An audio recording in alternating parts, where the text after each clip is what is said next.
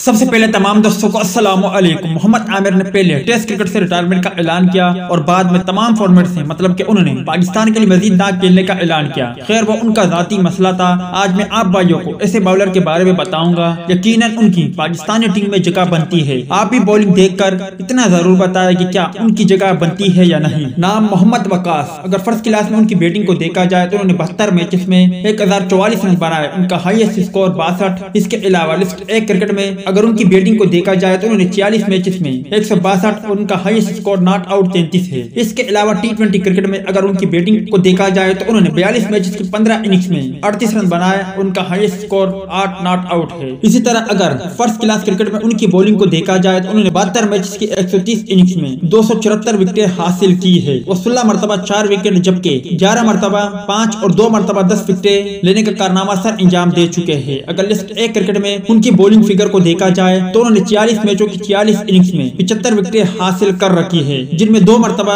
4 wicket 2 मरतबा 5 विकेटों का कारनामा शामिल है। इसके अलावा अगर टी20 क्रिकेट में उनकी बॉलिंग को देखा जाए तो उन्होंने 42 मैचों की 42 इनिंग्स में 47 विकेट अपने नाम हासिल की है और उनका बेहतरीन बॉलिंग स्पेल 14 रन के अवसर 3 विकेट शामिल है। अब बात करते हैं कि वकास मकसूद ने शर्जील खान और फखर जमान जैसे बैट्समैन को भी हैरान किया। मतलब अच्छी स्विंग, अच्छे यॉर्कर, कमाल का बॉलर है। वकास मकसूद की खास बात उनका बॉलिंग स्टाइल लगभग वसीम अकरम से मिलती जुलती है और वकास मकसूद भी मोहम्मद आमिर की तरह गेंद को बाहर से अंदर और अंदर से बाहर की तरफ स्विंग करने की सलाहियत रखता है और जिस अंदाज से लेफ्ट हैंडेड बल्लेबाज को वो बॉलिंग करता है और उन्हें परेशान भी करता है, सेम ऐसे ही राइट हैंडेड बैट्समैन को भी वो इसी तरह की बॉलिंग कर सकता है और अक्सर वो भी उनका शिकार होते हैं। जैसे कि आप भाइयों ने बॉलिंग देख ली। आप भाई मुझे कमेंट सेक्शन में इतना जरूर बता दें क्या ऐसे बॉलर की पाकिस्तानी टीम में जगह बनती है या नहीं। इस हवाले से कमेंट सेक्शन आपके कमेंट्स का मुंतजर रहेगा।